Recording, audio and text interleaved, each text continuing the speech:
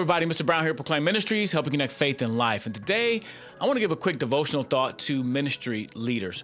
Anyone in ministry, you're a volunteer, youth pastor. If you're in ministry, this applies to you. My quick thought is this: stay connected. Stay connected. I get to do a lot of speaking in public schools and professional development with teachers. And one of the quotes I always get a lot of feedback from, I do a whole segment or whole session called You First, Leading from the Inside Out.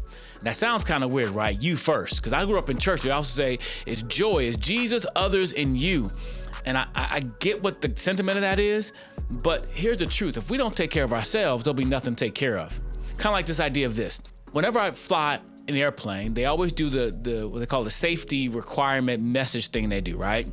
And if I'm flying with my kids, it's fun because they always remind us as adults to make sure you put your oxygen mask on first before you put theirs on first.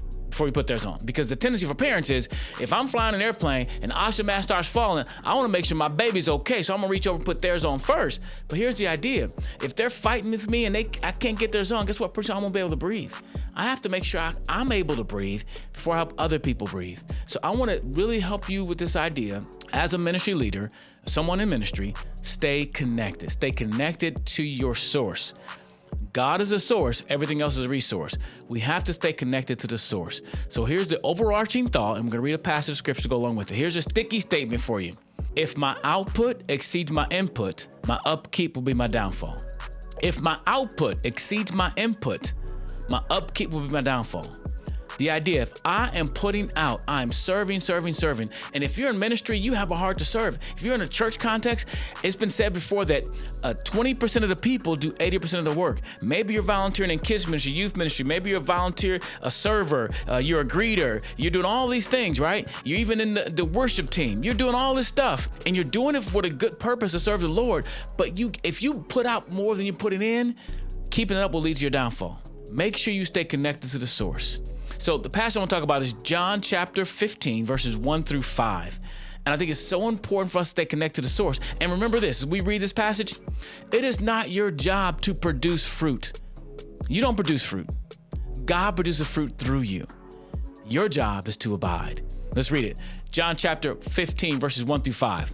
Jesus says, I am the true vine, and my Father is the vine dresser.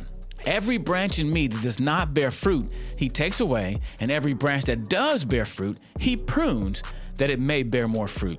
Already you are clean because of the word I have spoken to you. Abide in me, and I in you. As a branch cannot bear fruit by itself unless it abides in the vine, neither can you unless you abide in me.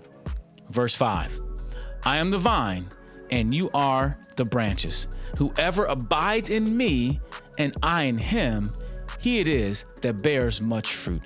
For apart from me, you can do nothing. Again, our idea, stay connected. If my output exceeds my input, my upkeep will be my downfall.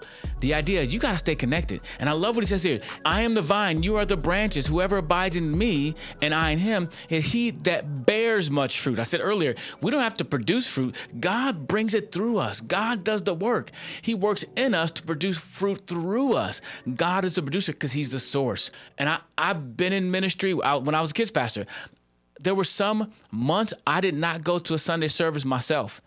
I wasn't getting fed myself. I was teaching in both services and I was busy leading people, doing. You know what? You can't keep that up. And sometimes if we are willing to trust God enough, he'll bring other people to do ministry along with us.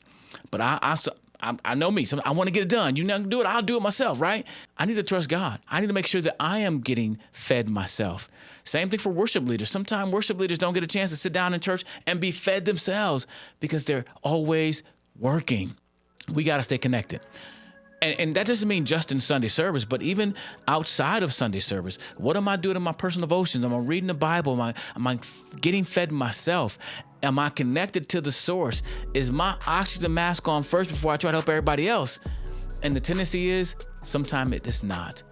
So I want to encourage you, stay connected. Make sure you are getting fed. And the idea of you first, there's some truth to that. You can't serve everybody else.